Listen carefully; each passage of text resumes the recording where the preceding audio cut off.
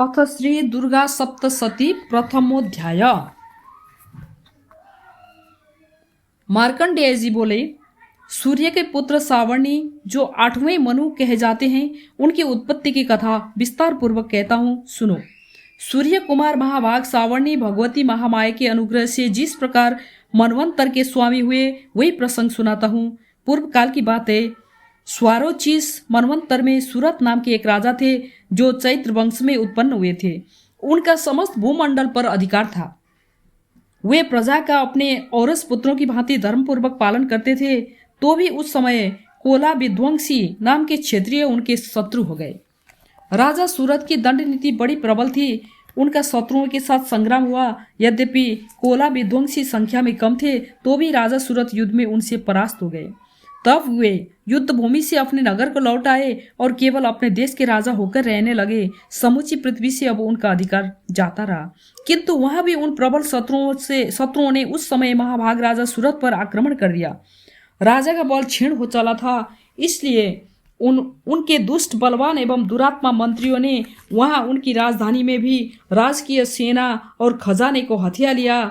सूरत का प्रभुत्व नष्ट हो चुका था, इसलिए वे शिकार खेलने के बहाने घोड़े पर सवार हो वहां से अकेले ही एक घने जंगल में चले गए। वहां उन्होंने विप्रवर मेधा मुनि का आश्रम देखा, जहां कितने ही हिंसक जीव अपनी स्वाभाविक हिंसा वृत्ति छोड़कर परम शांत भाव से रहते थे। मुनि के बहुत से शिष्य उस वन की शोभा बढ़ा रहे थे। वहां जाने पर मुनि ने उनका सत्कार किया और वे उन मुनि श्रेष्ठ के आश्रम पर इधर उधर विचरते हुए कुछ काल तक रहे। फिर ममता से आकृष्ट चित्त होकर वहां इस प्रकार चिंता करने लगे, पूर्व काल में मेरे पूर्वजों ने जिसका पालन किया था, वही नगर आज मुझसे रहित है। पता नहीं मेरे दुराचारी भृत्यगण उसकी धर्म पूर्वक रक्षा करते हैं या नहीं।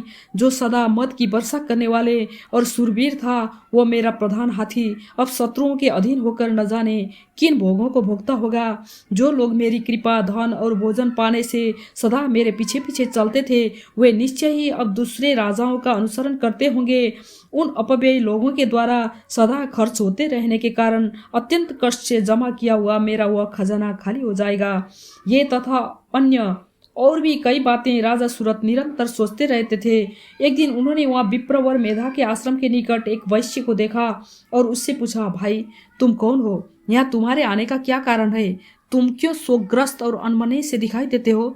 राजा सूरत का यह प्रेम पूर्वक कहा हुआ वचन सुनकर वैश्य ने विनीत भाव से उन्हें प्रणाम करके कहा।